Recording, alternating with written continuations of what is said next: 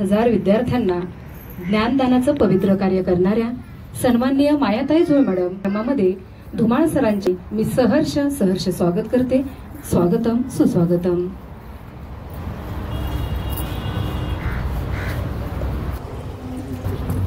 आगतम स्वागतम सुस्वागतम।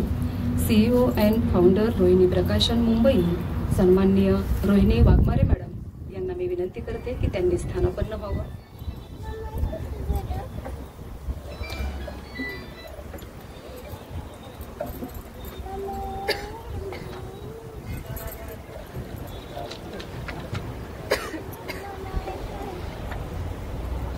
आगतम स्वागतम सुस्वागतम। माननीय नजीर मुलानी बाबा यांचेही आजच्या या सुंदर कार्यक्रमामध्ये सहर्ष स्वागत। नडला होता, स्वराज्यासाठी आयुष्यभर शत्रूला नडला होता, प्रतापगडाच्या पायथ्याला अफजल खान पडला होता, पुण्यात शाहिस्तेखानाला पुरता कोंडला होता आणि पुरंदरच्या पायथ्याशी मिर्झाशी चातुर्याने लढला होता। आग्र्याला जाऊन खुद्द औरंग्याला भिडला होता आणि महाराष्ट्राच्या माझ्या मातीत असा माझा शिवबा राजा घडला होता, असा माझा शिवबा राजा घडला होता। अशाच हिंदवी स्वराज्याचे संस्थापक सन्मान्य छत्रपती राजे शिवाजी महाराज यांना नतमस्तक होऊन आजच्या या सुंदर आणि मंगलमय कार्यक्रमाला सुरुवात करूयात।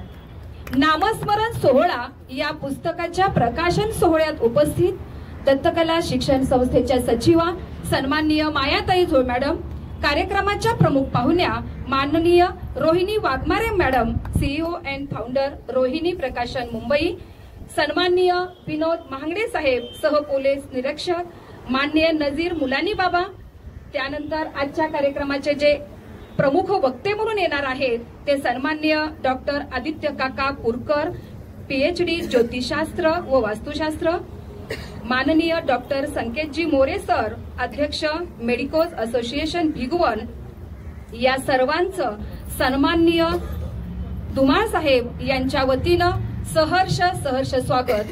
तसेच आजच्या या सुंदर कार्यक्रमाला माझ्यासमोर उपस्थित असणारे माझे सर्व बंधू आणि भगिनी यांचेही आजच्या या सुंदर कार्यक्रमामध्ये सहर्ष स्वागत। या जगातली प्रत्येक गोष्ट नवीन आहे आणि नवीनता हा जगाचा प्राण आहे। आकाश युगानुयुगात तेच आहे, पण या आकाशावर येणारे मेघ मात्र नवीन आहेत। समुद्र शतकानुशतके तोच आहे, पण या समुद्रावरची प्रत्येक लाट येणारी नवीन आहे। आपल्या आसपास असणारी झाडं वेली ही तीच आहेत, पण यावरती उमलणारी सुंदर फुलं मात्र नवनवीन येत असतात।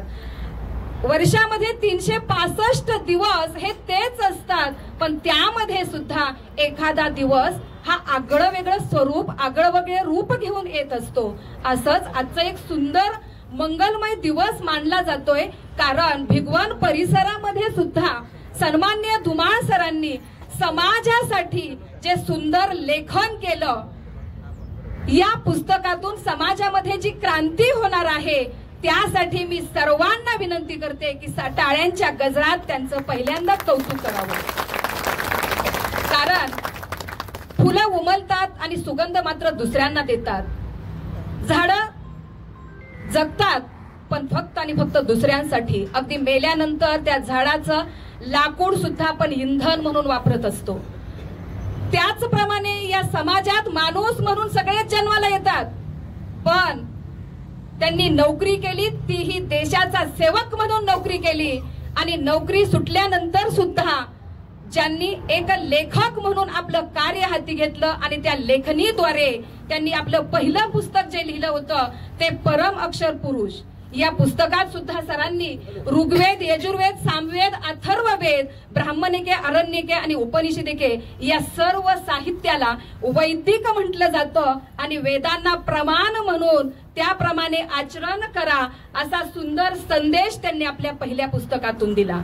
एवढंच नव्हे तर हिंदू धर्म, त्यातले सुंदर संस्कार, त्यातले सुंदर विचार आणि त्या विचारांप्रमाणे आचरण करा, हाही मोलाचा संदेश त्यांनी आपल्या पुस्तकातून दिला। म्हणजेच आज मोबाईल, व्हॉट्सअप आणि फेसबुकच्या या जमान्यात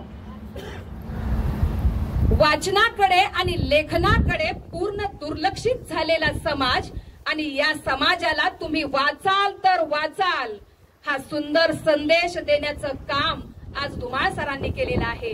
आणि म्हणून पुन्हा एकदा मी धुमाळ सरांचं कौतुक करते आणि व्यासपीठावरील सर्व उपस्थित मान्यवरांना विनंती करते की त्यांनी आजच्या या कार्यक्रमाचं दीप प्रज्वलन करावं. कारण भारतीय संस्कृतीत दीपाला आणि दिव्याला प्रचंड महत्व आहे आणि हीच समयी प्रज्वलित करून आपण अंधाराकडून प्रकाशाकडे चला हा सुंदर संदेश देत असतो. म्हणून मान्यवरांना मी विनंती करते की त्यांनी दीप प्रज्वलन करावं.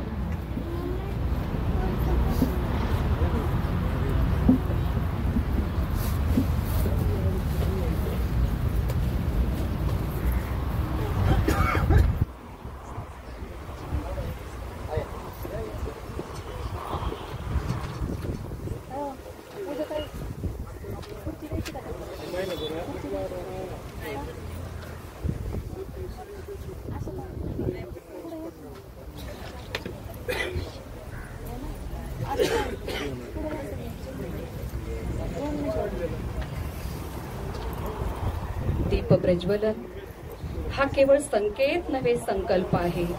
दीप प्रज्वलन हा केवळ संकेत नव्हे तर संकल्प आहे. अज्ञानाचा अंधार नष्ट करण्याचा संकल्प, तेजाचा वारसा जपण्याचा सुंदर संकल्प, नैतिक अधिष्ठान बळकट करण्याचा संकल्प, कर्तृत्वसिद्ध हातातून प्रकाशमान कार्य घडविण्याचा संकल्प. चला करूया हा तेजस्वी संकल्प, हा तेजस्वी संकल्प.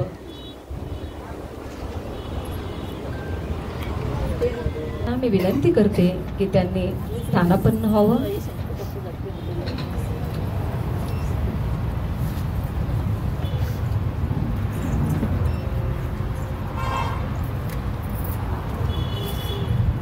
आज गुरुपौर्णिमा.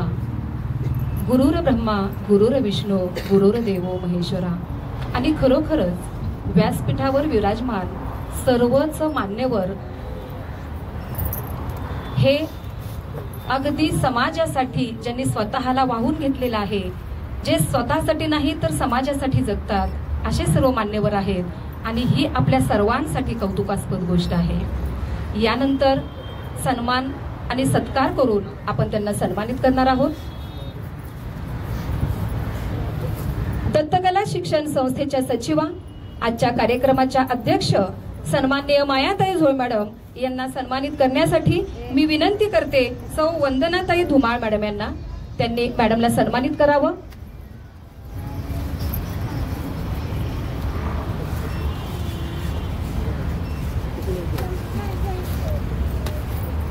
हा सन्मान होतो आहे एका आदर्श कर्तृत्वाचा, एका आदर्श व्यक्तिमत्वाचा आणि एका आदर्श नेतृत्वाचा.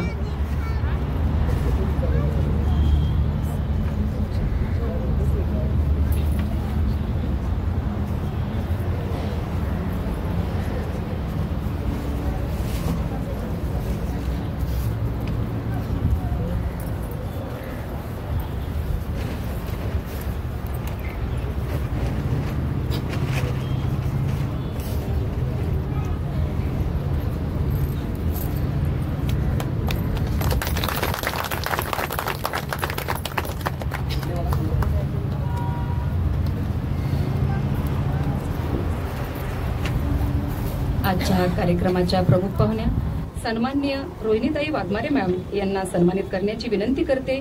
सौ आशा निंबाळकर मॅडम यांना. त्यांनी मॅडमला सन्मानित करावं.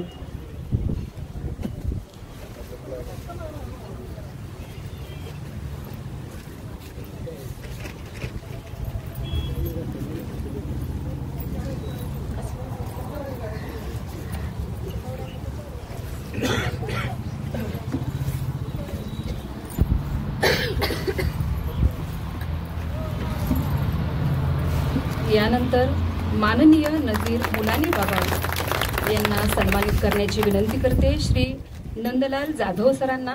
त्यांनी बाबांना सन्मानित करावं.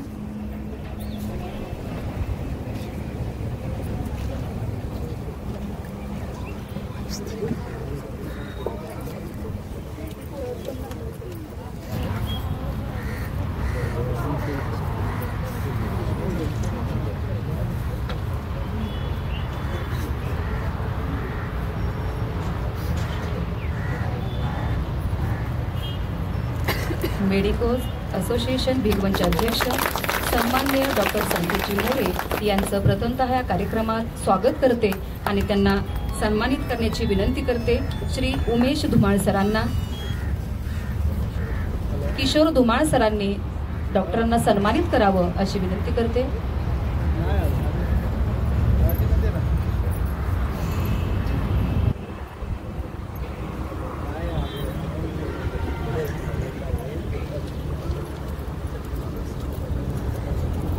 पांडुरंग निंबाळकर सरांनी डॉक्टरांना सन्मानित करावं अशी विनंती करते।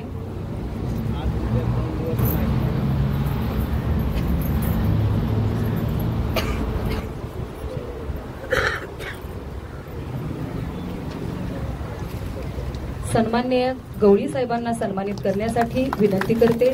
श्री अशोक सरांना, अशोक धुमाळ सरांनी त्यांना सन्मानित करावं अशी मी सरांना विनंती करते।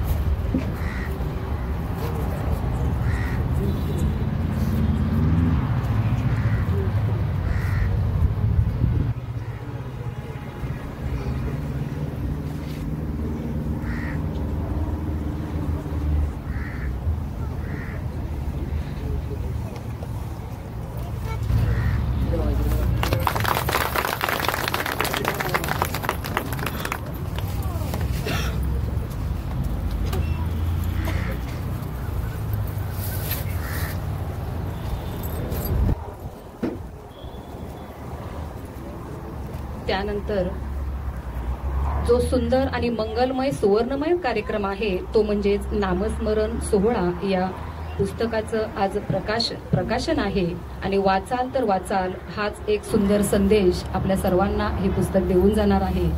डॉक्टर APJ अब्दुल कलाम यांनी अग्निपंख पुस्तक लिहिलं आणि देशाचे राष्ट्रपती झाल्यानंतर जेव्हा पत्रकारांनी त्यांना विचारलं आज आपल्याला कुणाची आठवण येते, तेव्हा त्या ठिकाणी त्यांनी आज मला या दिवशी माझ्या शिक्षकांची आठवण येते असं सांगितलं होतं। कारण शिक्षक हे वाचायला आणि लिहायला शिकवतात आणि महाराष्ट्र भूमी ही संतांची भूमी आहे, शेतकऱ्यांची भूमी आहे, कार्यकर्त्यांची भूमी आहे, शूरांची आणि वीरांची भूमी आहे।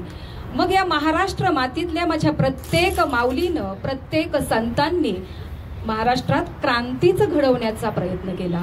आपल्या अभंगवाणीतून, आपल्या ओव्यातून, भारुडातून या समाजामध्ये नेहमी प्रबोधन करण्याचं एक पवित्र आणि सुंदर कार्य केलं। मानवाच्या कल्याणासाठी आणि प्रगतीसाठीच नेहमी विश्वाकडे प्रार्थना केली।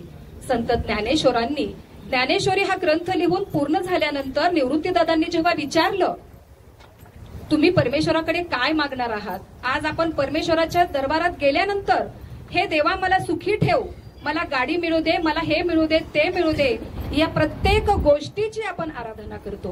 पण माझ्या माऊलीनं, संत ज्ञानेश्वरांनी फक्त परमेश्वराकडे हेच मागितलं, जे जे वांछिल तो ते लाहो प्राणी जात, या विश्वात असणाऱ्या प्रत्येक जीवाला जे जे हवं ते ते दे आणि प्रत्येकाला सुखी ठेव। कारण विश्वामध्ये जसे झाडे, वेली, पशु, पाखरे आनंदाने राहतात तशीच ही माणसं सुद्धा आनंदाने आणि स्वतःसाठी स्वार्थाने न जगता त्यांनी आपलं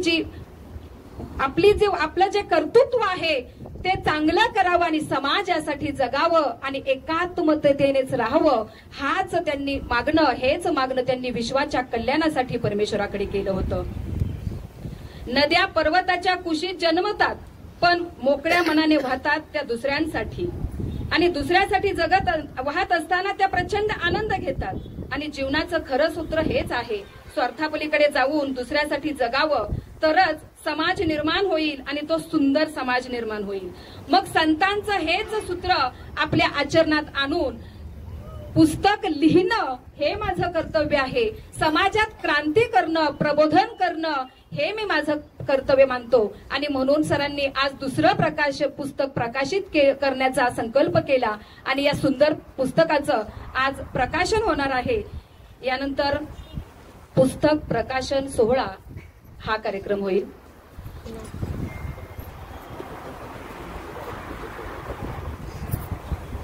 आत्ताच उपस्थित पुरकर काका यांना सन्मानित करण्यात येत आहे। सन्माननीय इंद्रजित धुमाळ सर यांना मी विनंती करते की त्यांनी पुरकर काकांना सन्मानित करावं.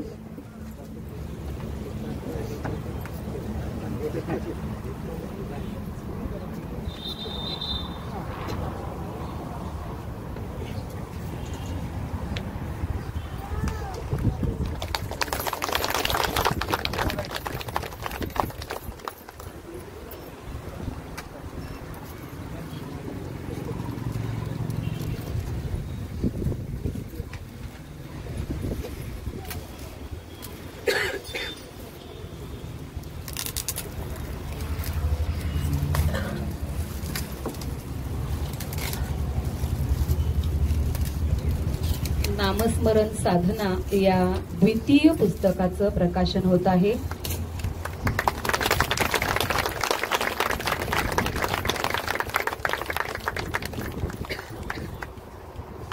पुस्तक आपल्या सर्वांची मार्गदर्शक असतात. ते आपल्याला खूप काही शिकवून जातात. अगदी न भेटलेलं जग तिथं भेटतं, न पाहिलेली माणसं, न पाहिलेले देश, न पाहिलेले प्रसंग त्या पुस्तकातून आपण वाचत असतो आणि आचरणात आणत असतो. वास्तुशास्त्र आणि ज्योतिषशास्त्र दोन्ही प्राचीन भारतीय ज्ञान व्यवस्था आहेत. वास्तुशास्त्र घरांची कामांची रचना आणि दिशांशी संबंधित असते, तर ज्योतिषशास्त्र ग्रह आणि नक्षत्रांच्या स्थितीचा मानवी जीवनावर होणाऱ्या परिणामा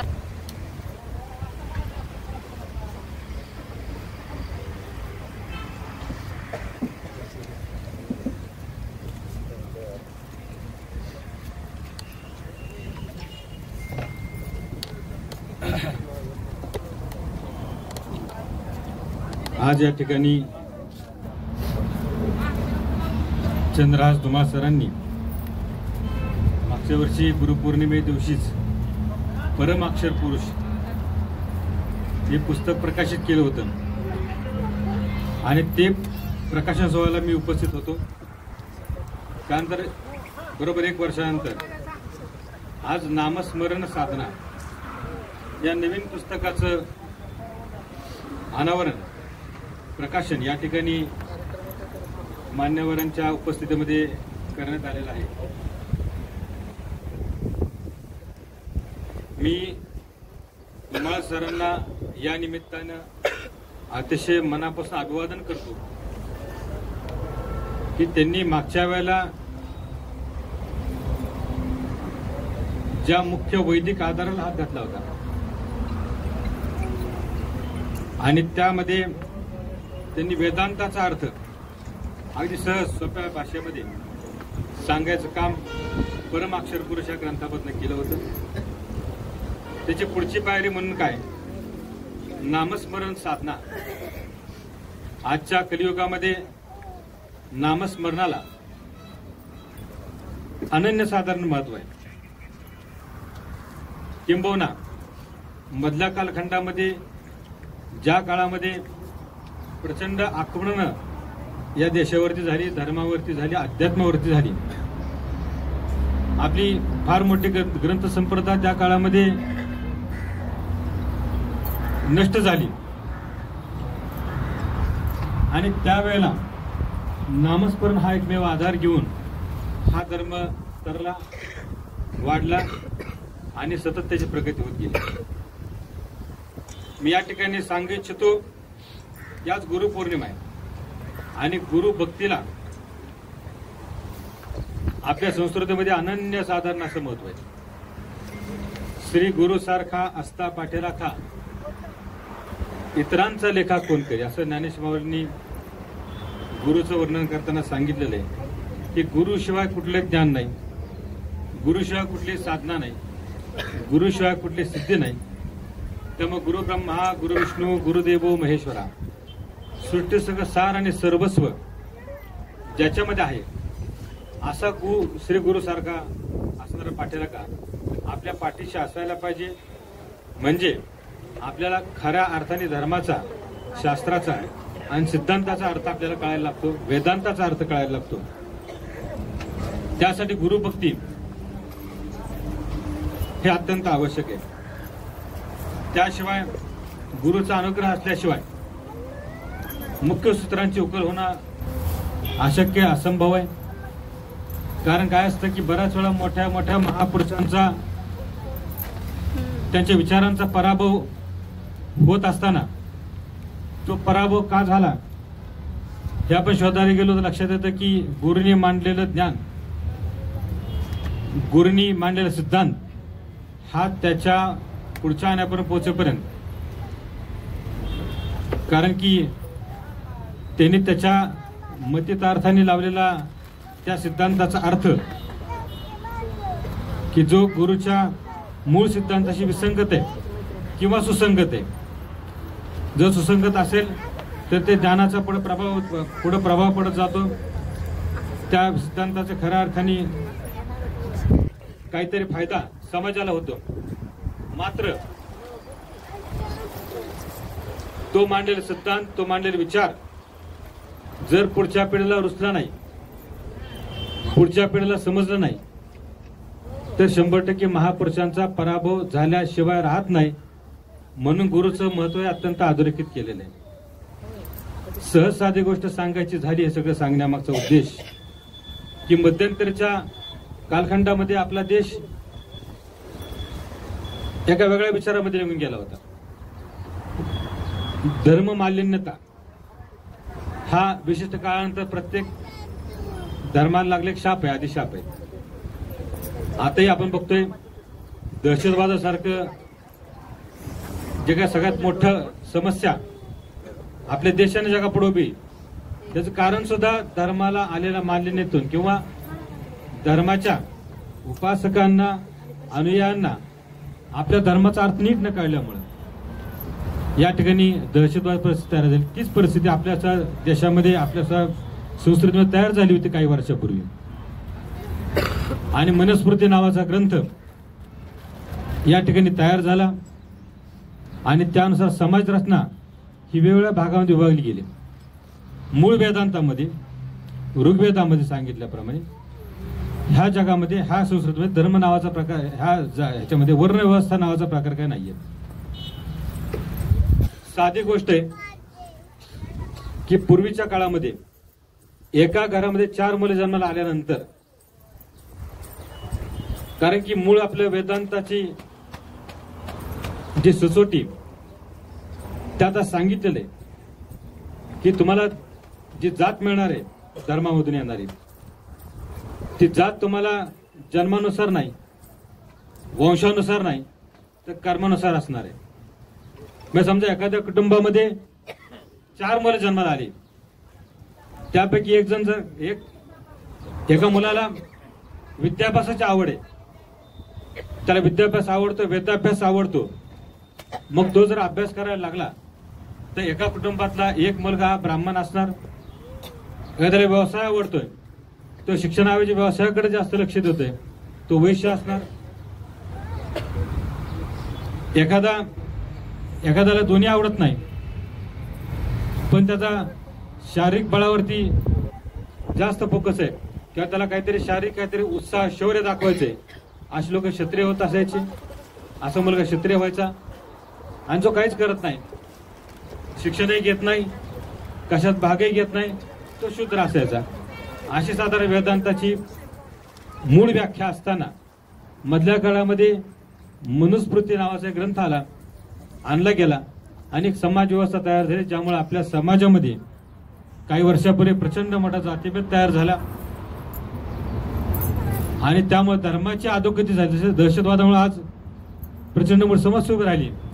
तसेच काही वर्षापूर्वी काही समाजावरती हा अतिशय चुकीच्या प्रकारे अत्याचार, अन्याय झाला आणि धर्म मालिन्यता त्याला जबाबदार आहे. या निमित्ताने मला सांगायचंय की जे धर्माचे उपासक आहेत, जे धर्माचे धर्मगुरू आहेत, त्यांनी पहिल्यांदा आपल्या धर्माचा मुख्य आधार समजून घ्यायला पाहिजे आणि तो अन्यांना सांगितला पाहिजे. म्हणजे अशा प्रकारचा अनादर किंवा चुकीच्या प्रकारच्या काही गोष्टी समाजामध्ये घडणार नाहीत, अंधश्रद्धा येणार नाही. कारण धर्मामध्ये जसं ह्या गोष्टी तशी त्याप्रमाणेच आपल्याला अंधश्रद्धा असा सगळ्यात मोठा भाग आहे. तर गुरु जो गुरु आहे धर्माचा, तो ह्या धर्माचा अर्थ व्यवस्थित समजून सांगतो आणि त्या निमित्ताने धर्माचं एक धर्मकरण, कारण धर्म हा सत्याशी निगडीत आहे, मानवतेशी निगडीत आहे, वस्तूशी निगडीत आहे. त्यामुळं धर्मकर्त्यांनी धर्मगुरूंची त्यासाठी खास नेमणूक केली, किंबहुना त्या धर्मगुरूंनी आपल्या धर्माचा अर्थ व्यवस्थितपणे समजून सांगायला पाहिजे, कारण हा आधुनिक धर्म आहे. हा आधुनिक धर्म आहे. हा धर्म किंवा हिंदू धर्म हा काय कोणी आमक्यान तयार केलाय, कृष्णाने तयार केलाय, रामाने तयार, असा धर्म नाही. हा धर्म हा निसर्गाने तयार केलेला धर्म आहे. निसर्गाने, निसर्गासाठी आणि माणसांसाठी तयार केलेला माणूसकी धर्म म्हणजे हिंदू धर्म किंवा हिंदुत्व आहे.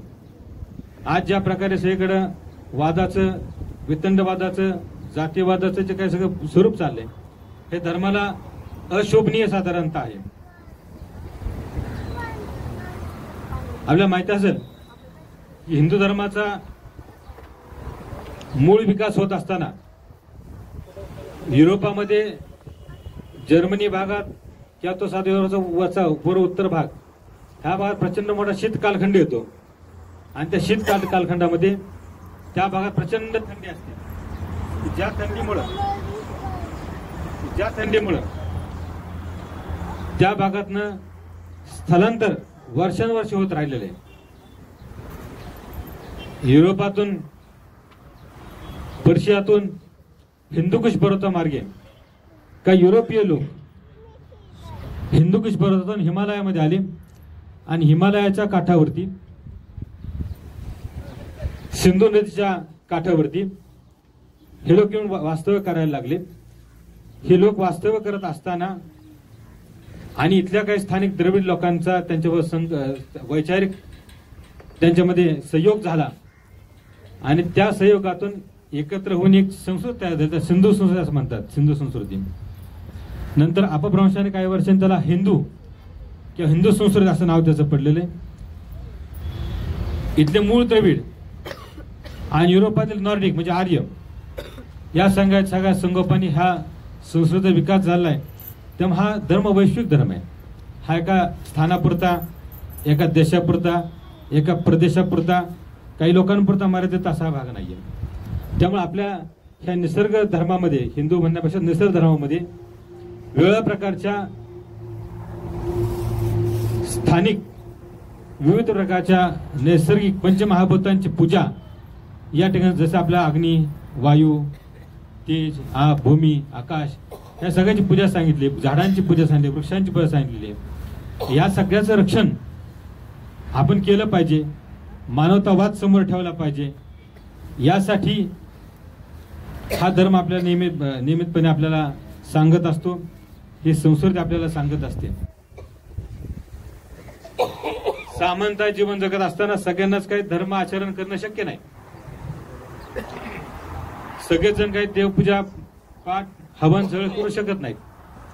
त्यासाठी सगळ्यात सोपा आणि जवळचा मार्ग हा सगळ्या धर्मातल्या साधू संतांनी सांगितलेला आहे, जो सगळ्यात सोपा आहे, सदा सर्वकार कुठेही करण्यासारखा आहे, तो म्हणजे नामस्मरण. नामस्मरणाची साधना. धुमाळ सरांनी नामस्मरणा आधारित हे जे ग्रंथसंपदा तयार केले, मुळात मागच्या वेळेला मी परमाक्षर पुरुष हा ग्रंथ सविस्तरपणे प्रकाशनाच्या आधी वाचला, माझी प्रार्थना पण त्याला आहे साधारणतः. तर त्या ठिकाणी त्या जसे एकेकाळी वेदांताचा अर्थ सगळ्यांना कळत नसताना, गीतेचा अर्थ सगळ्यांना कळत नसताना ज्ञानेश्वर माऊलींनी एक काम केलं आणि या सगळ्याची एक भावार्थ दीपिका तयार केली, त्याला आपण ज्ञानेश्वरी म्हणतो. त्याच प्रकारे सर्वसामान्यांना की ज्यांचा संस्कृतशी फारसा काही संबंध नाही, जे फार जास्त अभ्यास करू शकत नाही, वेळ नाही त्यांच्याकडे, त्यासाठी मागच्या वर्षी धुमाळ सरांनी परमाक्षर पुरुष हा ग्रंथ सगळ्यांच्या पुढे उपस्थित केला, की ज्याच्यामुळे धर्माचा खरा अर्थ कसा काय आहे तो साध्या, सोप्या आणि संक्षिप्त रूपामध्ये दिला, की ज्याच्यामुळे सगळ्यांचं धर्माविषयीची ओढ पण वाढली, धर्माविषयी माहिती पण फार कमी काळामध्ये मिळाली. मला खरं या निमित्ताने धुमाळ सरांचं कौतुक करावं असं वाटतं. नामस्मरण हा सगळ्यात सोपा मार्ग हा साधू संतांनी आपल्याला सांगितलेला आहे.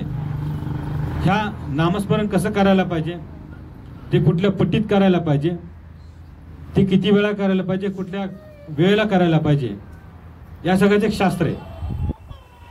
आणि ते शास्त्र अतिशय सोप्या भाषेमध्ये सगळ्यांनाच ते कळतं. उदाहरणार्थ माळ कुठल्या हातात धरायला पाहिजे, त्याला कुठली बोटं असायला पाहिजेत, या सगळ्याचं सविस्तर विवरण सरांनी या नामस्मरण साधना पुस्तकामध्ये केलेलं आहे, ग्रंथामध्ये केलेलं आहे. सगळ्यांनी ते सविस्तरपणे वाचून त्याचा अभ्यास खरं करायला पाहिजे. आणि नामस्मरणाला दुसरा कुठलाही पर्याय नाही. नामस्मरण सगळ्यांनी करायला पाहिजे. आता सगळं मेडिटेशनचा काळ आहे. सगळ्याचं मानसिक स्वास्थ्य निघून गेले. एन्झायटी, स्ट्रेस, ताणतणाव कॉमन झाला, प्रत्येक घरात आहे. मोबाईल त्याला बराचसा अंश जबाबदार आहे. या काळामध्ये स्वतःचा संवाद आपला गमावून गेलाय. तर आपण कोण आहे हेच आपल्याला अजून कळत नाहीये. आणि कळायला लागलं तर मोबाईलमध्ये असल्यामुळं त्या रील्समुळे प्रचंड वेळ त्यात जातो निघून. त्यामुळे नामस्मरण हा अत्यंत सोपा सुलभ असा उपाय संतांनी सांगितलाय. ते सविस्तरपणे माहिती या ग्रंथामध्ये सरांनी दिलेली. मी या ठिकाणी खरं सरांचे आभार मानतो की नामस्मरणासारखा त्यांनी अत्यंत उत्तम ग्रंथ लिहून सगळ्यांना उपकृतच केले. एक प्रकारे या ठिकाणी मी सरांना अतिशय मनापासून दोन्ही ग्रंथात शुभेच्छा देतो. आणि मी थांबतो. प्रचंड उशीर झालाय आणि नंतर परत वेळ लागणार आहे. तर मी या ठिकाणी थांबतो. जय हिंद, जय महाराष्ट्र.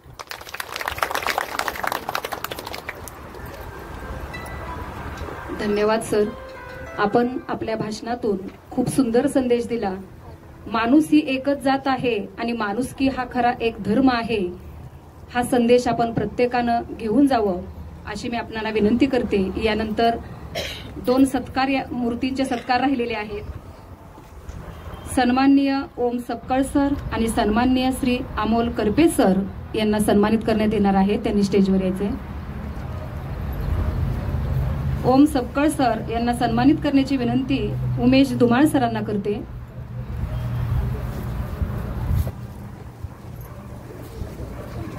प्रशांत धुमाळ सर यांनी सरांना सन्मानित करावं.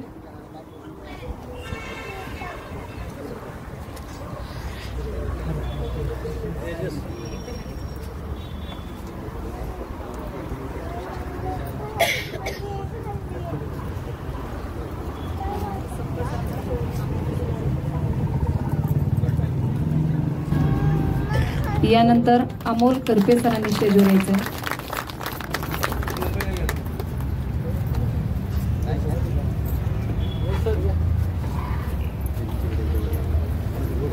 अमोल करपे सरांचे वडील या ठिकाणी उपस्थित आहेत. माजी शिक्षक आहेत. सरांना सन्मानित करण्यात येत आहे.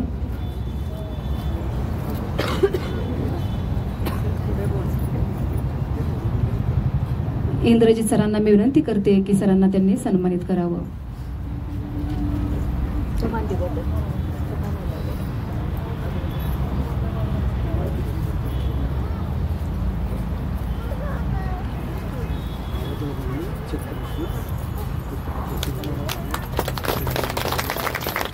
पुस्तकातील चित्र आणि अक्षर जुळणीसाठी ज्यांनी मदत केलेली आहे, ज्यांचं मोलाचं अनमोल असं मार्गदर्शन सरांना झालेलं आहे, त्यांचं सर्वांनी टाळ्यांच्या गजरात स्वागत करायचं आहे. यानंतर माजी सैनिक गवळी साहेब यांना सन्मानित करण्यात येत आहे. यानंतर सन्माननीय गवळी साहेब यांना मी विनंती करते की त्यांनी आपले मनोगत व्यक्त करावे.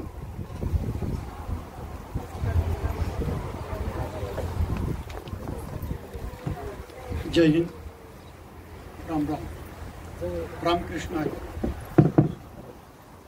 आज या व्यासपीठावर अध्यात्म आणि माऊली सैनिक आणि संन्यास हे साम्य आहे.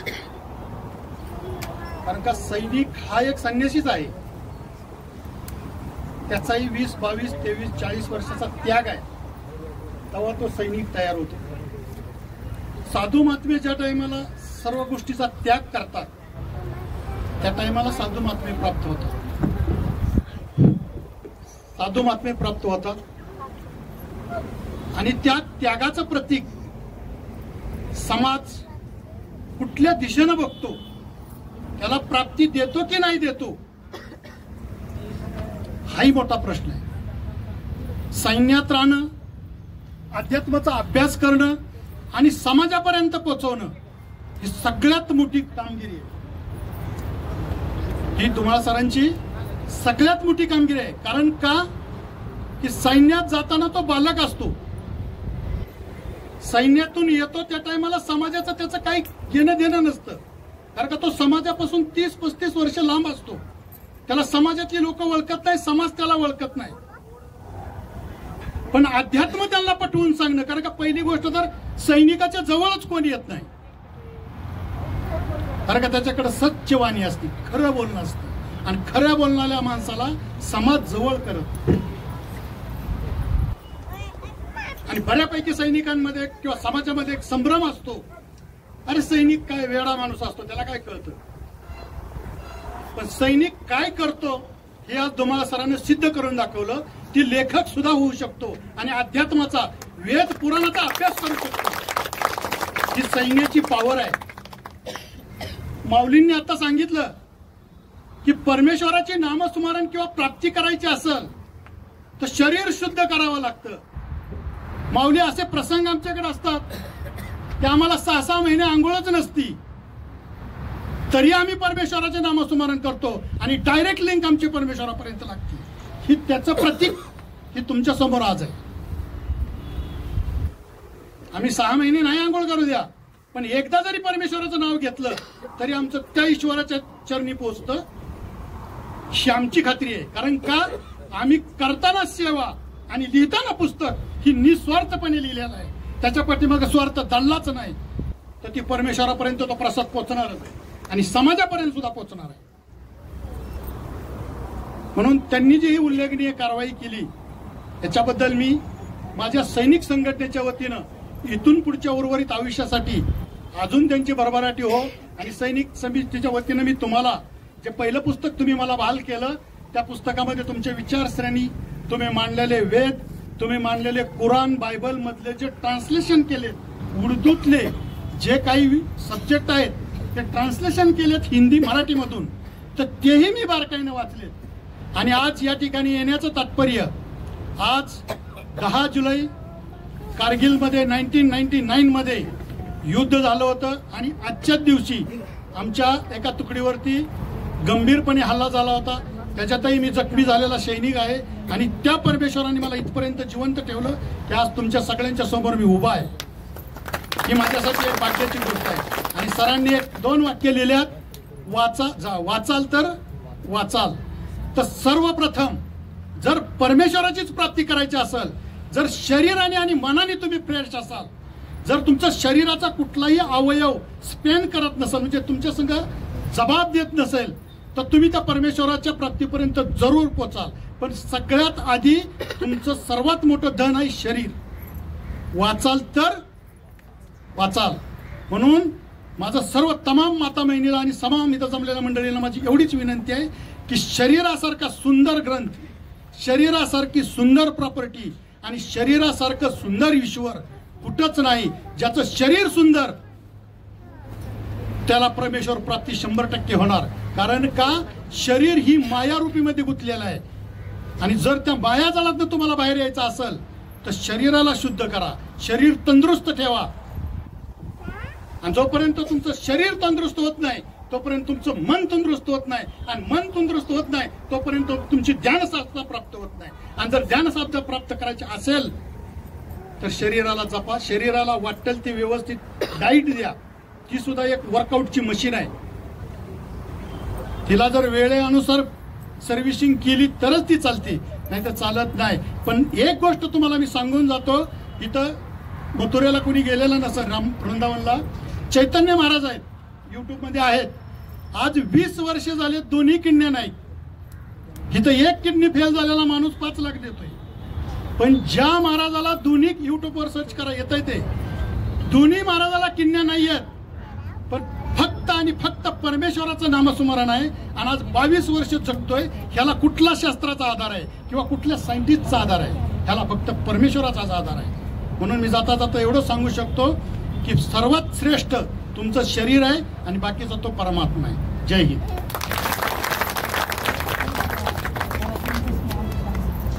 सैनिक म्हणजे त्याग, सैनिक म्हणजे शौर्य आणि सैनिक म्हणजे धैर्य.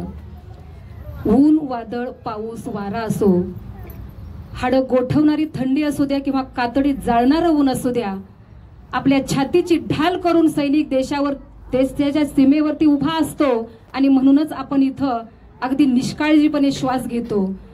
खरा निस्वार्थीपणे देशाची सेवा करणारा सैनिक आज माजी सैनिक म्हणून धुमाळ सर आणि गवळी सर या दोघांनाही माझ्या सर्व बंधू भगिनी आणि आमच्या सर्वांकडून पुन्हा एकदा सलाम करते. या ठिकाणी आत्ताच उपस्थित असलेल्या भिगवण परिसरामध्ये रोग्याची सेवा करणाऱ्या सन्माननीय खरड मॅम यांचेही सहर्ष स्वागत. आजच्या या सुंदर कार्यक्रमाला मॅडम आपण उपस्थित राहिलात याबद्दल मी तुमचेही स्वागत करते. तसेच यानंतर सन्माननीय डॉक्टर संकेतजी मोरे सर यांना मी विनंती करते की त्यांनी आपलं मनोगत व्यक्त करावं.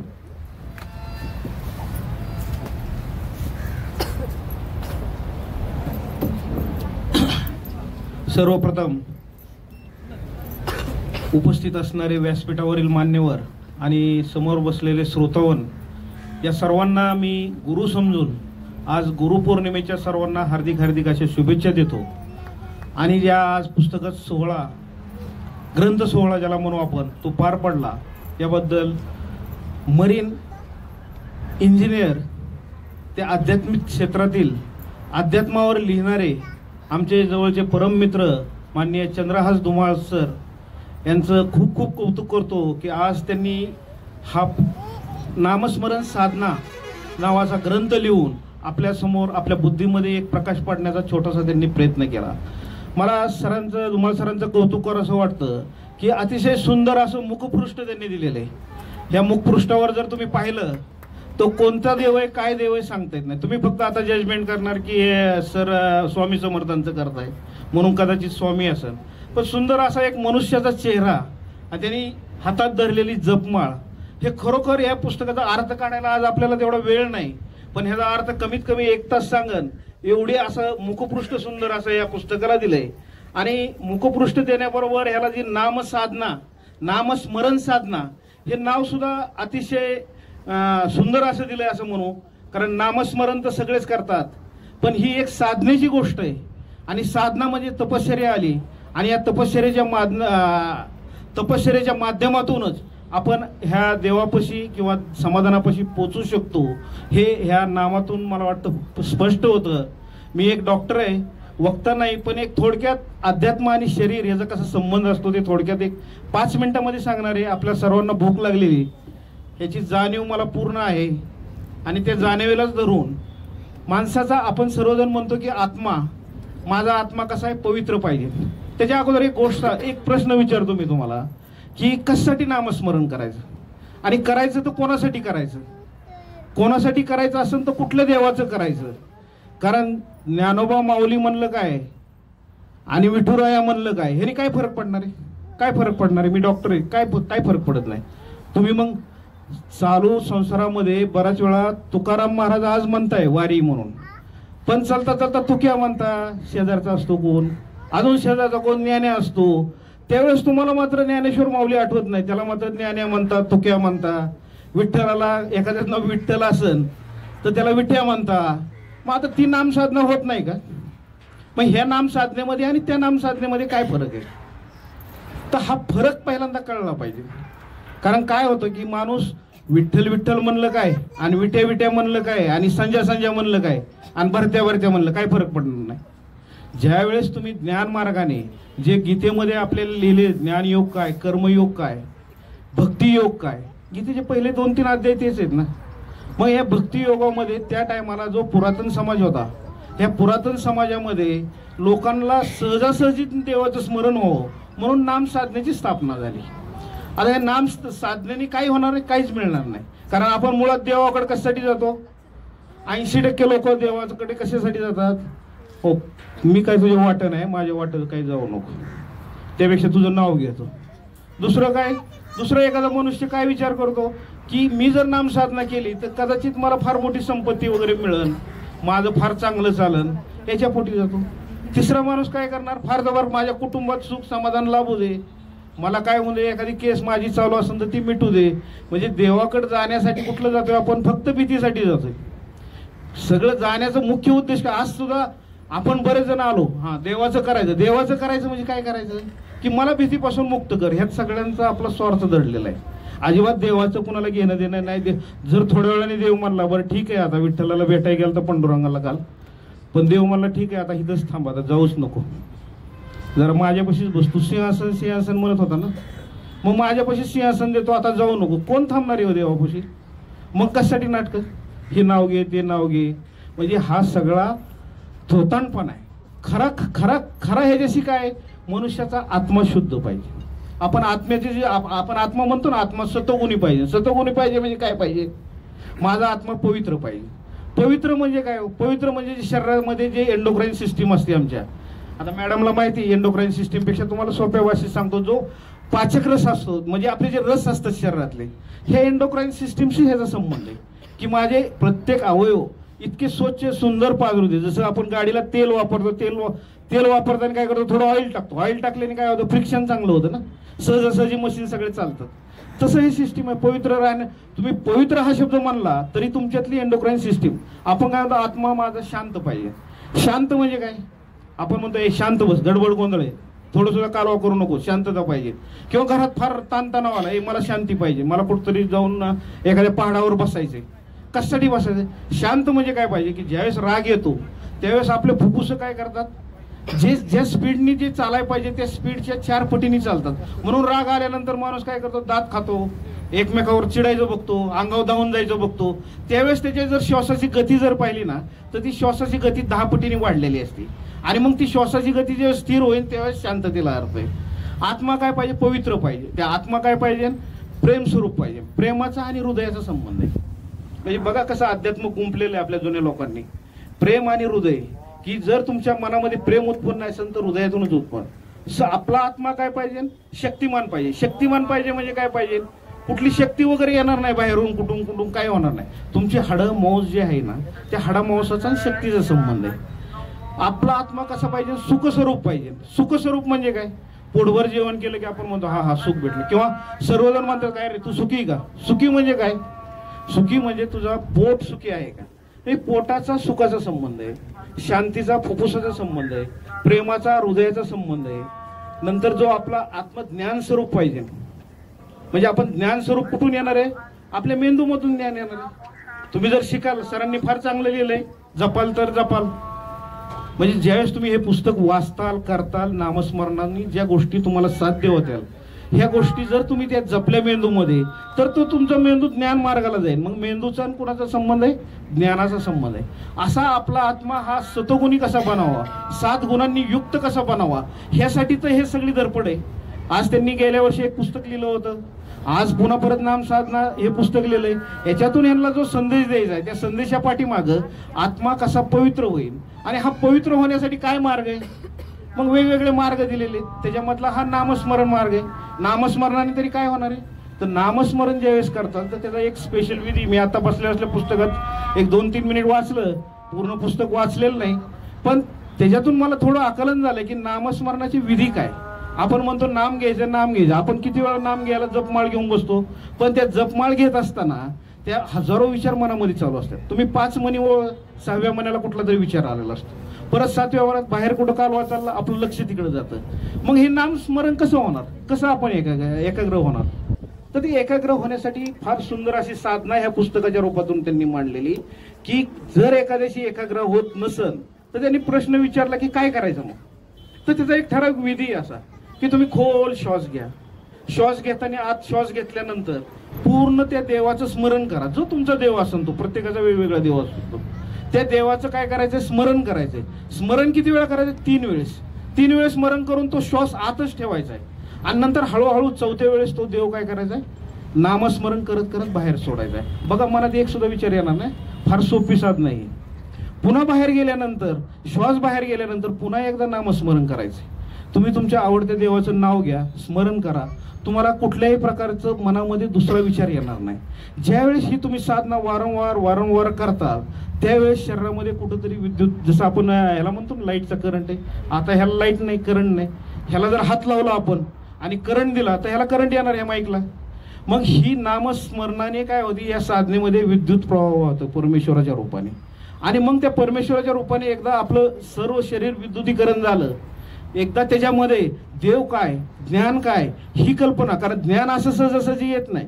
आपण ज्ञानापाशी जातो, ज्ञानाने आपल्यापाशी आलं पाहिजे. मग ज्ञानाने आपल्यापाशी यायसाठी काय पाहिजे, त्याला त्याचं पवित्र असं घर पाहिजे, पवित्र असे गुण पाहिजे त्या आत्म्यामध्ये, तेव्हा ते आपोआप ज्ञान तुमच्यापाशी चालून येईल. आणि मग ते ज्ञान चालू आले की तुमच्या शरीरामध्ये ते पवित्र वास्तव, जे ज्ञानरूपी पवित्र वास्तवाने तुमचं शरीर अगदी, मगाशी सरांनी फार सुंदर सांगितलं, मला तर फार गवळी सरांचं कौतुक करावं असं वाटतं की त्यांनी एकदम सुंदर एकच स्लोगन सांगितलं, फार थोड्या शब्दात सांगितलं पण अतिशय मार्मिक सांगितलं की एक सैनिक ते संन्यासी. हे सैनिक म्हणजे काय, खाणार पिणार, दादागिरी करणार, कुणाला घाबरणार नाही, हे गुण त्याच्यात अगोदरच आलेले, असं एक सर्वसामान्य माणसाची कल्पना असते. आणि ज्यावेळेस तो रिटायर होतो आणि रिटायर आल्यानंतर इथं सुद्धा गावात मी तसंच राहीन, तसंच वागन, असे आपण सैनिक बऱ्यापैकी पाहिलेले. पण खरोखरच सर, गवळी सर, की आपल्या भागातले नाही म्हणत, मी दुसऱ्या भागातलं सांगतोय, आपल्या भागातले जेवढे माझे सैनिक आहेत एवढे सुंदर म्हणजे लोक समाजासंग वागतात, त्याचं खरोखर मला मनापासून कौतुक करावं वाटतं. आणि त्यातली त्यात आपले धुमाळ सर जर पाहिले तर म्हणजे अशी अपेक्षा लोकांना होती की धुमाळ सर कुठल्या व्यवसायात गुंततील, पण अतिशय सुंदर असं त्यांनी आध्यात्मिक क्षेत्र निवडलं.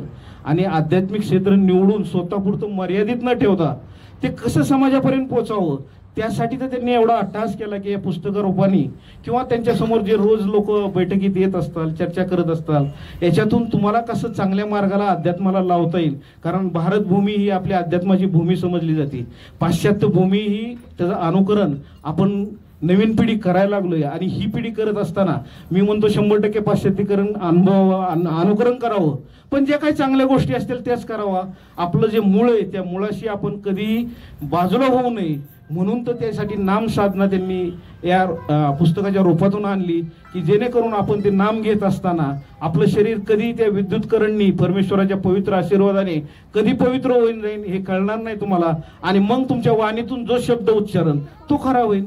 कुठून नाम साधना करण्याने काय होतं, मला आठवतं की लहानपणी आमच्याकडे एक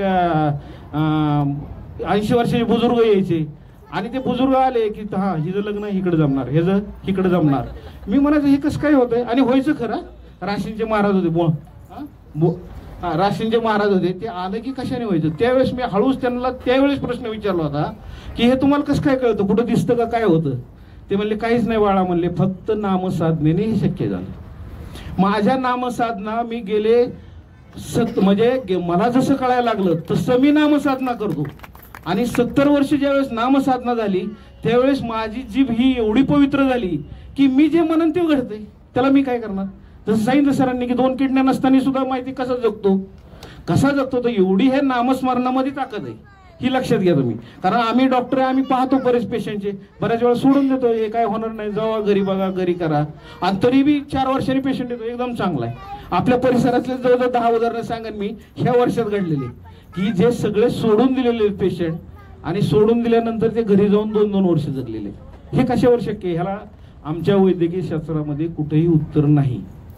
मग आपलं शरीर नामसाधनेने, आपल्याला फार मोठं ज्ञान तर येत नाही किंवा फार मोठं अध्यात्म वाचता येत नाही. पोरकर सरांनी सांगितलं मग असे मोठमोठे वेद आहे, ग्रंथ आहे, मनुस्मृती, त्यांनी फार एक सुंदर पॉईंट सांगितला मनुस्मृतीचा, की आपण अध्यात्म किंवा धर्मामध्ये न अडकता धार्मिकतेमध्ये कसं अडकू आपण. धार्मिकता म्हणजे काय, तुम्ही जन्माने समजा झालाय कुठल्या एक उदाहरण घ्या की एक इंजिनियर आहे, पण तुम्ही इंजिनियर म्हणून राहिलाय का, धार्मिकतेकडे गेलाय का. तुमचा धर्म कोणता, माझा धर्म डॉक्टर आहे, मी किती डॉक्टर आहे. मी डॉक्टर नसताना जर मी समजा उत्तम इंजिनियर असेल तर मी त्या कुळातला होऊ शकत नाही, डॉक्टर कुळातला होऊ शकत नाही. माहिती तसं प्रत्येक जण मनुष्य देवाने जन्माला घातला त्यावेळेस ब्राह्मण म्हणूनच घातलेला आहे. कुठलाही माणूस शूद्र नाही, कुठलाही माणूस वैश्य नाही किंवा कुठलाही माणूस मनुस्मृतीच्या कल्पनेमधला नाही. प्रत्येक माणूस ब्राह्मण आहे. आणि हे ब्राह्मण पण आपण पहिल्यापासून शेवटपर्यंत टिकवलं पाहिजे. आणि हे टिकवायसाठी तर ही नामस्मरण साधना आहे. तुमचं जर ब्राह्मण पद जर शेवटपर्यंत टिकायचं असेल तर तुम्ही नुसतं कोण नाम घ्या, माहिती का. नाम घेतल्यानंतर प्रत्येक जण असं म्हणेल, अरे हा कधी आला की माहिती का, राम राम म्हणतो, माऊली म्हणतो. म्हणजे हा जो नामस्मरणाचा रिस्पेक्ट आहे हा करत करत गेल्यानंतर त्याच्या अंगात, रक्तात, मांसात तो मिसळतो आणि तो माणूस काय म्हणतो आपण, चांगला माणूस म्हणून समजला जातो. म्हणून हे मनुस्मृतीमध्ये आपण शेवटी जन्म आपला ब्राह्मणी रूपी झालेला आहे, शेवट सुद्धा ब्राह्मणी रूपानेच झाला पाहिजे. ना आपण कधी क्षत्रिय व्हायचे, ना कधी वैश्य व्हायचे, ना कधी शूद्र व्हायचे. ह्या तिन्ही गुणामध्ये जर आपण आपल्या विचारांनी, कल्पनेने झाला तर तुम्ही आपोआपच विभागला जाता. तुम्ही जातीनुसार विभागला जात नाही. तुम्ही शूद्रक्रम केलं, शूद्र झाला. तुम्ही वैश्यक्रम केलं, नुसता व्यापार पाहिला, पैसा पाहिला, तुम्ही व्यापारी झाला, तुम्ही वैश्य झाला. माहिती, सरळ साधा अर्थ जो अध्यात्माला सांगायचा होता तो इथून मागे कधी लोकांच्या डोक्यामध्ये कोणी घातलेला नाही. बरेच ज्ञानीरूपी लोकांनी घातलं, त्यांचं कोणी ऐकलेलं नाही. म्हणजे खरी जर साधना करायची असेल तर ही साधना आपण शेवटपर्यंत ब्राह्मण राहू. आणि ह्या जर ब्राह्मण म्हणून जर राहायचं असेल तर आपल्याला नामस्मरणाशिवाय पर्याय नाही. की जे धुमाळ सरांनी पुस्तकामध्ये लिहिलेले, सगळ्यांनी पुस्तकं घ्या. पुस्तकं अतिशय म्हणजे एक ना एक ओळ अर्थ समजून वाचा. कारण बऱ्याच वेळा अर्थ नाही कळलं की आपण काय करतो, पुस्तक काय करतो, टाकून देतो. या पुस्तकातून मला कळतच नाही, काय करत नाही. पण अतिशय सोप्या भाषेमध्ये सरांनी पुस्तक लिहिलेलं आहे. त्या पुस्तकामध्ये शंका कुशंका असतात, तुम्ही त्यांना विचारू शकता, त्याचं निरसन करू शकता. कारण ज्यावेळेस एखादा लेखक पुस्तक लिहितो, एखादी ओळ लिहितो, त्या ओळीचा पूर्ण 10 अँगलनी विचार करून ती ओळ लिहिलेली असते. आणि त्या ओळीचा नक्की अर्थ काय घ्यायचा, नाही तर काहीतरी लिहिलंय, काहीतरी सांगितलंय, हा त्याचं मूल्यमापन करणं हे एक आपल्या समाजाची गोष्ट आहे. म्हणून सांगतो की आपण फार पुस्तक उचलून काय, हा ठीक आहे, ह्यात काय नाही, हे काय कळत नाही, हे कुठून तरी घेतलं असेल, हे काहीतरी केलं असेल. पण हे निरसन तुमचं तो लेखकच करू शकतो. आणि त्या लेखकाकडे तेवढी पॉवर असते ती करणे. कारण तो ज्यावेळेस एक अक्षर ना अक्षर लिहितो त्यावेळेस त्याच्या प्रत्येका पाठीमागे मोठा अर्थ दडलेला असतो. तरी या कार्यक्रमाच्या निमित्ताने आपण इथं मला बोलवलं आणि या प्रकाश सोहळ्यामध्ये सहभागी केलं, त्यामुळे मी संयोगाचे खूप खूप आभार आणि धन्यवाद मानतो. आणि आपला वेळ घेतला याबद्दल माफी मागतो आणि माझे 2 शब्द संपवतो. जय हिंद, जय महाराष्ट्र. धन्यवाद सर. खरोखर पुस्तक आपली मार्गदर्शक असतात, आपल्यामध्ये जिद्द निर्माण करण्याचं काम करतात, आपल्यामध्ये संघर्षाला कसं तोंड द्यायचं, आत्मविश्वास कसा निर्माण करायचा, ही प्रत्येक गोष्ट आपण पुस्तकातून शिकत असतो. जेव्हा 10वी 12वीच्या एक्झाम्स चालू होतात तेव्हा आम्ही आमच्या लेकरांमध्ये एक शिक्षक म्हणून जेव्हा आत्मविश्वास निर्माण करण्याचं काम करतो तेव्हाही आम्हाला काही कवितांमधून आणि काही धड्यांमधून त्या लेकरांना कुठेतरी लढ म्हणायची वेळ येते. आणि मग त्यांच्या समोर आम्हाला म्हणावं लागलं, ओळखलत का सर मला, ओळखलत का सर मला, पावसात आला कोणी, कपडे होते कर्दमलेले, केसांवरती पाणी, क्षणभर बसला नंतर हसला, बोलला वरती पाहून, गंगामाई पाहुणी आली गेली घरट्यात राहून, माहेर वाशीन पोरी सारखी 4 भिंतीत नाचली, मोकळ्या हाती जाईल कशी, बायको मात्र वाचली, भिंत खचली चूल विजली, भिंत खचली चूल विजली, होते नव्हते सारे गेले, पाणी म्हणून डोळ्यांमध्ये फक्त पाणी ठेवले, फक्त पाणी ठेवले, खिशाकडे हात जाताच हसत हसत उठला, खिशाकडे हात जाताच हसत हसत उठला, पैसे नकोत सर फक्त एकटेपणा वाटला, मोडून पडला संसार तरी मोडला नाही कणा, मोडून पडला संसार तरी मोडला नाही कणा, पाठीवरती हात ठेवून फक्त लढ म्हणा, फक्त लढ म्हणा. म्हणजे एखादी कविता, एखादा धडा, एखादं पुस्तक आपल्याला जेव्हा पाठीवरती हात ठेवतं तेव्हा कुठेतरी लढण्याचं बळ आपल्यामध्ये येतं. मग आज समाजाची सेवा करत असताना सरांनीही एक सुंदर पुस्तक लिहिलं आणि हे पुस्तक सुद्धा आपल्याला असंच बळ देण्याचं, आपल्याला कुठेतरी समाजात जीवन कसं जगावं हा सुंदर संदेश ते पुस्तक आपल्याला देणार आहे. आणि म्हणून सन्माननीय धुमाळ सरांना, अण्णांना मी विनंती करते की त्यांनीही हे पुस्तक लिहिताना त्यांना काही अडचणी आल्या असतील किंवा ते पुस्तक लिहित असताना त्यांना कुणी मदत केली, या सगळ्या गोष्टींबद्दलचं एक मनोगत छोटंसं त्यांनी आमच्या सर्वांसमोर सादर करावं, आम्हाला मार्गदर्शन करावं अशी मी सरांना विनंती करते.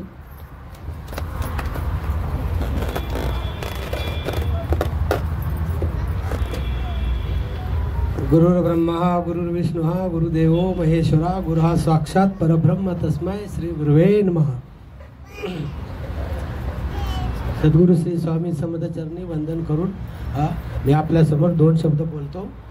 प्रथम ह्या व्यासपीठाचे कारण आज व्यासपीठाच्या वरती बसलेले कार्यक्रमाचे अध्यक्ष सो मायाताई झोळ, आपले पुस्तक ज्यांनी प्रकाशन केले त्यांच्या प्रकाशिका मिस रोहिणी वाघमारे मुंबई, माझे गुरु नजर बाबा मुलानी, त्यांना पीर म्हणतात, हजरत म्हणतात. त्यांना खिलाफत प्राप्त झालेली आहे, परंतु लिहिताना हजरत पीर नजर बाबा मुलानी शेरे सवार असं स्पष्ट बोललं पाहिजे, नाहीतर ते अपमानजनक असतं. परंतु आपल्याला अपुरं माहिती असल्यामुळं काही वक्त्यांकडून ते गोष्ट घडली. त्यातच ते माझे गुरु आहेत. आणि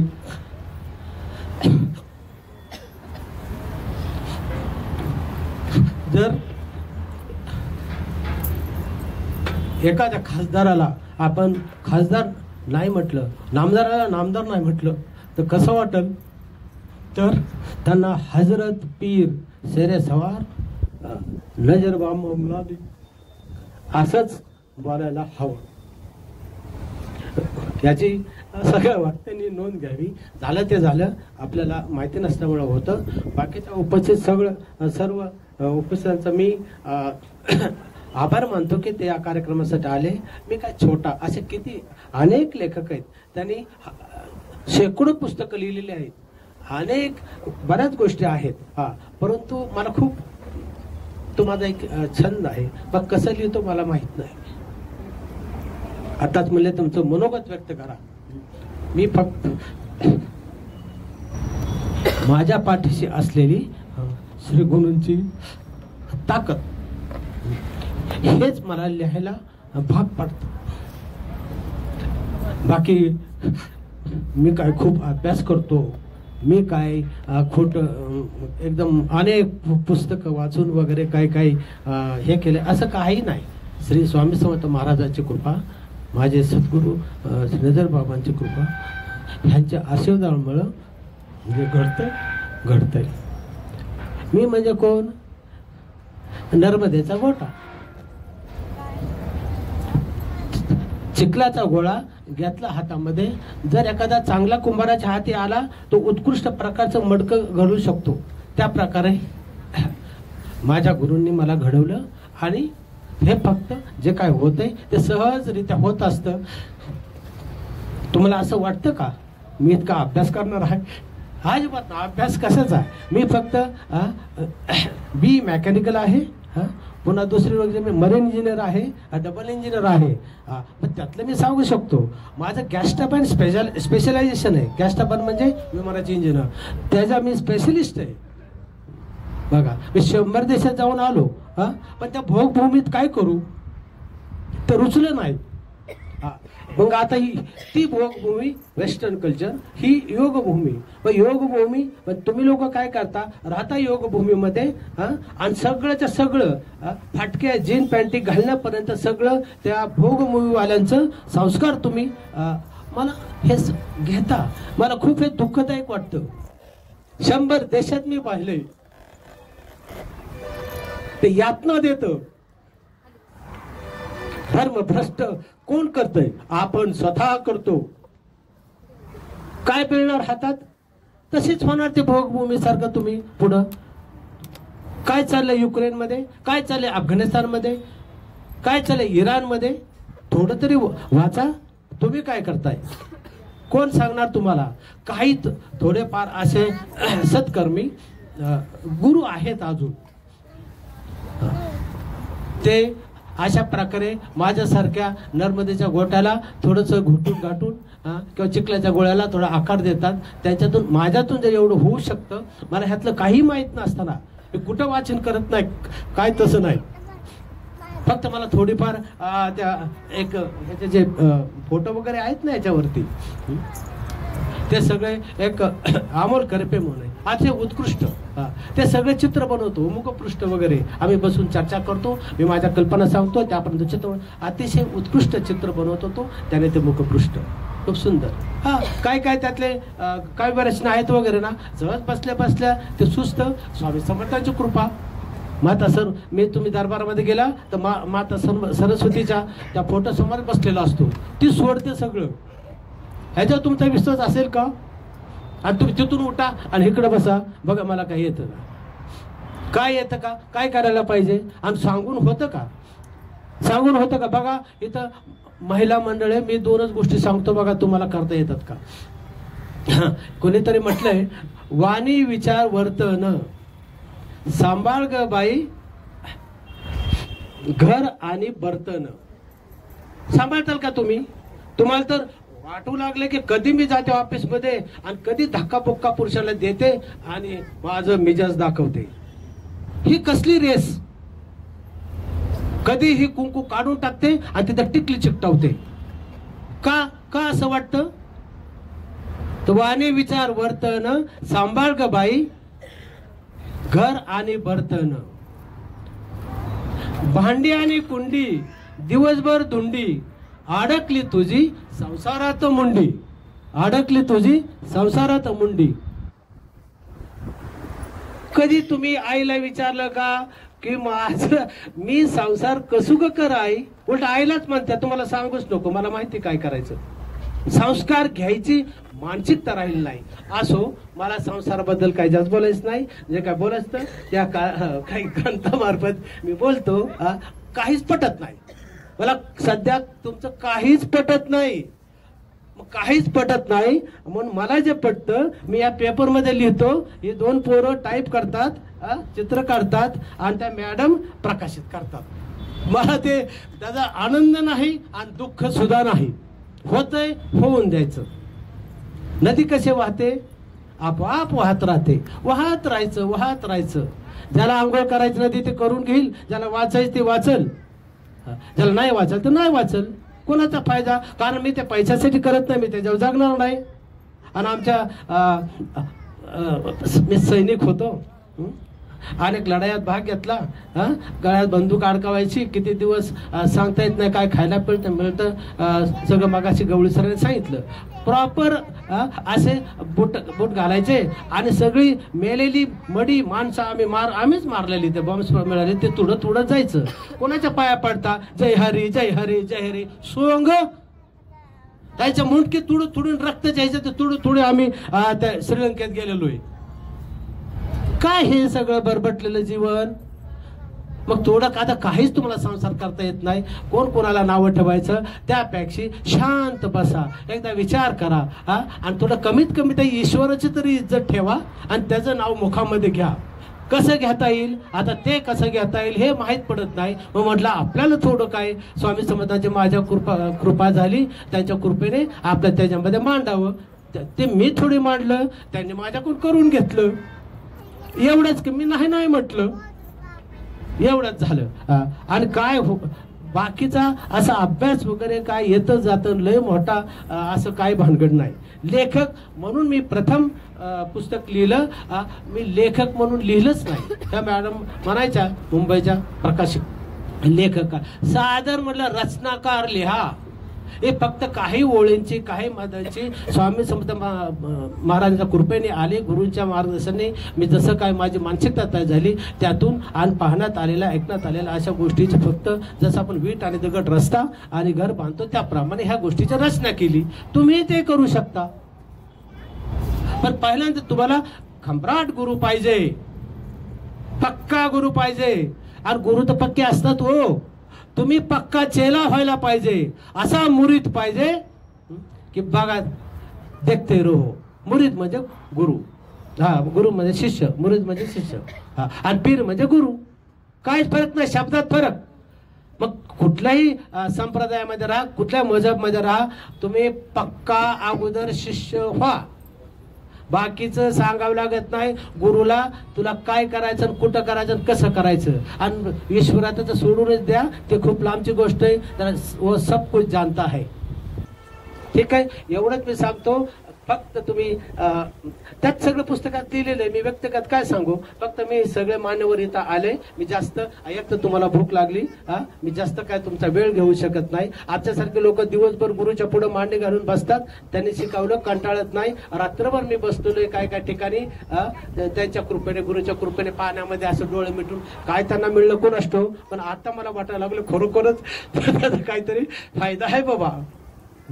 तुम्हाला कोणी रात्रभर पाण्यात बसवलं कसं होईल, कसं होईल तुम्हाला माहित नाहीत. हे असे दिसतात गुरु लोक, ते काय आहेत ना तुम्हाला माहिती का त्यांना, एक मुस्लिम दिसतात.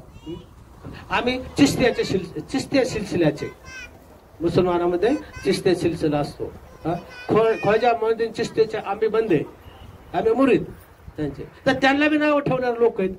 पण त्यांना कृपा कुणाकून झाली हे सगळे अध्यात्माची तुम्हाला माहित नाही. त्याच्या कृपा झाली वणीची सप्तशृंगी माता. त्यांना आहे का देवाला कुठला जातन पातन धर्म, आणि ते कसे गेले एवढूस बालक. पहिल्या तर काही एसट्या होत्यात का काय होत्या, ट्रक पकडले, ट्रक मध्ये मागं लोंबकुळून बसायचं उपाशी तपाशी. 4 दिवसांत तिथं वणीला पोचले, त्या डोंगरामध्ये कुठं पोचले, बसले त्यांचे. ती आई माता त्यांना प्रसन्न झाली. ती म्हणली काही मुसलमानाचं पोरग आहे, कसलं तुम्ही जातन पातन धर्मन हे असलं घेऊन बसलाय. हे इथं साक्षात आहे. ते कोण मी विचारलं त्यांचं काय शिक्षण झाले, येतं का लिहिता वाचता. पण त्यांचे हजारो शिष्य आहेत, हजारो. अजून सुद्धा त्या तिथं बाहेर बसलेत बघा, सुमन लावण काकी, त्या आमच्या गुरु. फक्त दररोज खुरपाय जातात. त्यांच्या 550 शिष्य आहेत जगदंबेच्या मार्गातले. त्यांनी डोळे मिटले तरी ते सांगू शकतात की तुझं काम होईल का नाही होईल, सत्य. पण पडत नाहीत. इतक्या महान आहेत त्या. तुम्हाला जाणवतं का इथं असे लोक आहेत इथं. फक्त त्यांची कृपा आपल्याला घेता आले पाहिजे. त्या सुमन काकी लावण अशा येतात. आहे का त्यांच्यामध्ये गर्व वगैरे काय आहेत का. आपल्याला कसली मिजाज, अहंकार गेल्याशिवाय कधीही देव पाहू शकत नाही.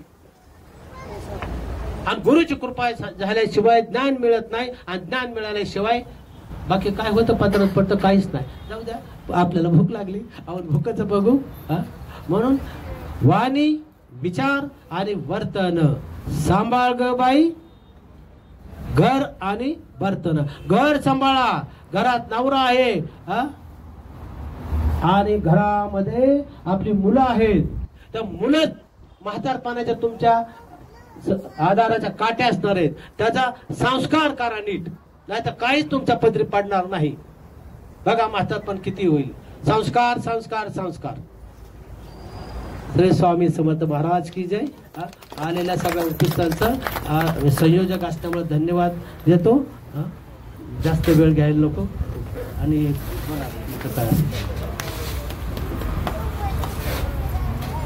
यानंतर सन्माननीय रोहिणी मॅडम यांना मी विनंती करते की त्यांनी धुमाळ सरांना सन्मानित करावं.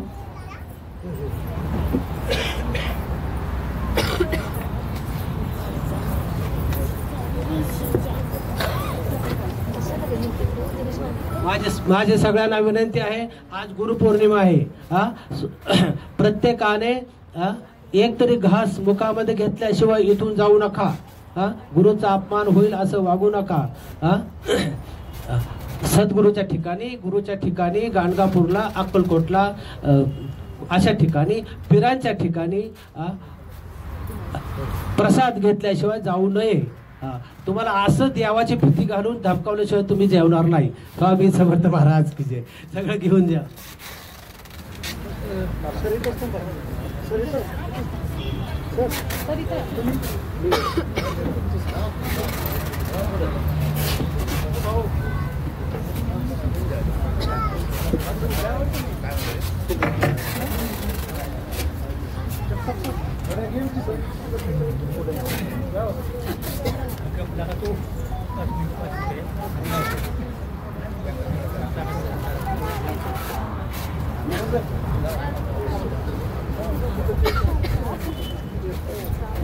सर्वांनी टाळ्याच्या गजरात सरांचं स्वागत करायचं आहे.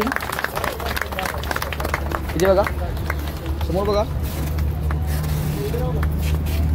इथे बघा समोर. यानंतर माजी सैनिक संघटना यांच्याकडूनही धुमाळ सरांना सन्मानित करण्यात येत आहे.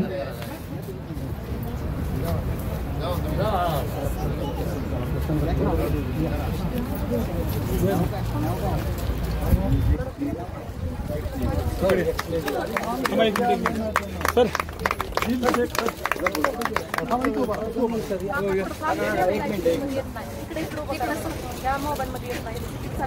मागे घ्या, मागे घ्या. तो काढतोय, तुम्ही तो उभा राहा. तुम्ही थांबा, जवान सर काढतो. या, या. समोर बघा.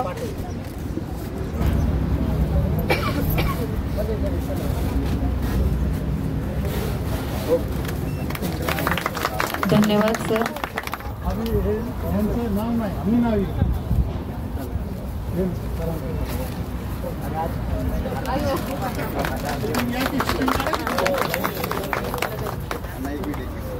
तिकडे करायला.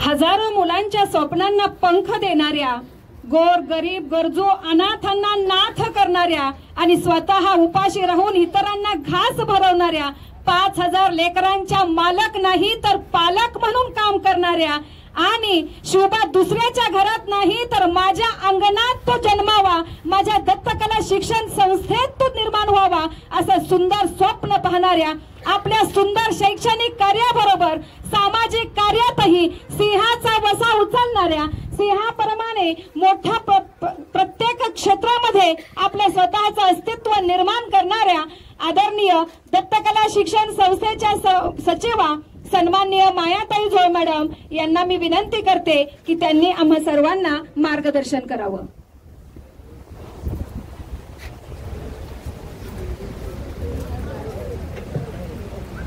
नमस्कार. व्यासपीठावर उपस्थित आजच्या नामस्मरण साधना या ग्रंथाचे रचनाकार, या देशाची सेवा करून सेवानिवृत्त झालेले श्री चंद्रहास धुमाळ सर, व्यासपीठावर उपस्थित मान्यवर आणि व्यासपीठासमोर उपस्थित असणारे आपण सर्व श्रोते, खरं तर तुम्हा सर्वांना आज या गुरुपौर्णिमेच्या दिवशी गुरुपौर्णिमेच्या खूप खूप शुभेच्छा. आज या पुस्तक प्रकाशन सोहळ्याच्या निमित्ताने माझ्या अगोदर जे काही वक्ते बोलले त्या वक्त्यांनी अतिशय सुंदररित्या आजच्या दिवसाचे आणि आज ज्या ग्रंथाचे प्रकाशन झालं नामस्मरण साधना याविषयी आणि मागच्या वर्षी जी सरांनी परमाक्षर पुरुष हाही ग्रंथ प्रकाशित केला त्या दोन्ही ग्रंथांविषयी अतिशय मार्मिकपणे आपले विचार मांडले. खरं तर या दोनही पुस्तकातून आदरणीय चंद्रहास धुमाळ सरांनी देशाची सेवा केल्यानंतर आपल्या देशाचा खऱ्या अर्थाने जो आधार आहे, एक आध्यात्मिक आधार आहे, आपल्या देशाला प्रत्येक क्षणोक्षणी गाईड करण्यासाठी एक आपला खूप मोठा आध्यात्मिक आधार आहे आणि त्याविषयी देशाची सेवा केल्यानंतर उर्वरित आयुष्यामध्ये आपण त्या गोष्टी समाजापर्यंत पोहोचवायचा हा एक खूप मोठा विचार त्यांनी घेऊन सेवानिवृत्तीनंतर या क्षेत्रामध्ये काम करण्याचा निर्णय घेतला. खरंच सर धुमाळ सर, खरंच आपलं कौतुक आहे आणि आपलं आभारही. मागच्या वर्षीच्या पुस्तकाच्या प्रकाशन सोहळ्याच्या निमित्तानेही आदरणीय झो सर अध्यक्ष होते आणि या वर्षी मला अध्यक्ष केलं. खरं तर धुमाळ सर, दत्तकला शिक्षण संस्थेतर्फे मी खरंच आभार मानते की या तुमच्या मोठ्या साधनेमध्ये, या मोठ्या कार्यामध्ये तुम्ही आम्हाला सामावून घेताय. आम्हालाही त्या गोष्टीचा खरोखर मनोमन अभिमान आहे. आत्ताच पुरकर काकांनी असेल किंवा डॉक्टरांनी असेल खूप मार्मिक शब्दात या नामस्मरण साधना या ग्रंथाचे विवेचन केलं. हा ग्रंथ बसल्या बसल्या चाळल्यानंतर असं लक्षात आलं की हा ग्रंथ आम्हा महिलांसाठी खरंच उपयोगी आहे. आम्हाला खूप सारे प्रश्न पडतात. अगोदरच्या काळामध्ये घरामध्ये एकत्र कुटुंब पद्धती होती, त्यामध्ये खूप साऱ्या गोष्टी घरातल्या सिनियर व्यक्तीकडून कळत होत्या, परंतु आता त्या गोष्टींचा कुठेतरी अभाव निर्माण झालाय. आणि आम्हाला ज्यावेळेस कधी वाटतं, जसं की डॉक्टरांनी सांगितलं, देवाचाही आम्हाला संकटाच्या काळामध्येच आठवण होती, परंतु त्या वेळामध्ये ज्यावेळेस आठवण होती त्यावेळेस ते नामस्मरण साधना कशी करायचं याविषयी आम्हाला ज्ञान नसल्यामुळे आम्ही आमच्या पद्धतीनं नामस्मरण करण्याचा प्रयत्न करतो. आणि ह्या आधुनिक युगामध्ये ज्यावेळी आम्ही नामस्मरणाला बसतो त्यावेळी आमच्या डोक्यामध्ये कुठेतरी विचार आलेला असतो की अरे ही नामस्मरण साधना कशी करावी. आणि ह्या मोबाईलच्या युगामध्ये फक्त आमच्या डोक्यामध्ये प्रश्न आला आणि इंटरनेट ऑन असताना आम्ही ते वाक्य बोललो तर हजारो वेगवेगळे रील्स आमच्या समोर त्या संदर्भातले येतात आणि आम्ही कन्फ्यूज होऊन जातो. आणि अशाच या इंटरनेटच्या युगामध्ये नामस्मरण साधना हा ग्रंथ लिहून आम्हाला एक मार्ग दाखवण्याचं काम श्री चंद्रहास धुमाळ सरांनी केलं. त्याबद्दल मी तुमचं खूप खूप आभार मानते. खरं तर या नामस्मरण साधना या प्रकाशन सोहळ्यामध्ये या वरुण राजाने देखील आपली उपस्थिती दाखवून सर तुमचे आभार मानलेत. मी खरोखर आता जास्त वेळ न घेता, खरं पाऊस आलाय, तर जास्त वेळ न घेता सरांना उर्वरित त्यांच्या पुढच्या कार्यासाठी खूप खूप शुभेच्छा देते. आणि आपण या ठिकाणी सर्वजण आलात, या पुस्तक प्रकाशन सोहळ्यामध्ये सर्वांनी सहभाग नोंदवला, म्हणून या पुस्तक प्रकाशन सोहळ्याच्या अध्यक्ष या नात्याने आपल्या सर्वांचा आभार मानते आणि आपली सर्वांची रजा घेते. धन्यवाद. श्री स्वामी समर्थ. धन्यवाद मॅडम. यानंतर भिगवण परिसरामध्ये आपल्या डॉक्टर या पेशाबरोबरच सामाजिक क्षेत्रातही अग्रेसर असणाऱ्या सन्माननीय खरड मॅम यांना मी विनंती करते की त्यांनी आजच्या कार्यक्रमाचे आभार मानावेत. हरिओम. फार थोडक्यात आणि अल्प शब्दात मी आभार प्रदर्शनाचा कार्यक्रम आटोपता घेते, कारण पावसाने पण हजेरी लावली आहे. आजच्या या नामस्मरण साधना या पुस्तकाच्या प्रकाशनासाठी उपस्थित राहिलेल्या दत्तकला शिक्षण संस्थेच्या सौ मायाताई जोड यांचे पण मी मनोमन आभार मानते. त्याचनंतर प्रकाशिका सौ रोहिणी वाघमारे यांचे सुद्धा आभार मानते. आजच्या या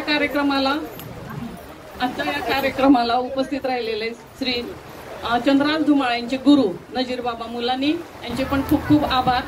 तसंच डॉक्टर मोरे जे माझे सहकारी आहेत, आध्यात्मिक क्षेत्रात त्यांचं बरंचसं ज्ञान आहे, त्यांचे सुद्धा खूप आभार.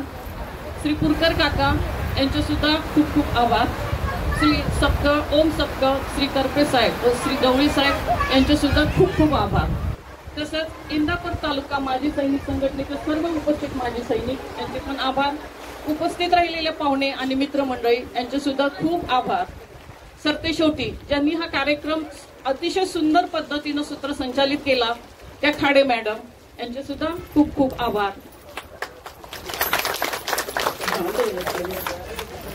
आणि याहीपेक्षा सरतेशेवटी जाता जाता ज्यांनी या सोहळ्याचे प्रयोजन केले ते माजी सैनिक व सेवाव्रती श्री चंद्रहास धुमाळ, ज्यांनी हा अतिशय उत्तम सोहळा आयोजित केला तुमच्या सर्वांसाठी, त्यांचे पण खूप खूप आभार.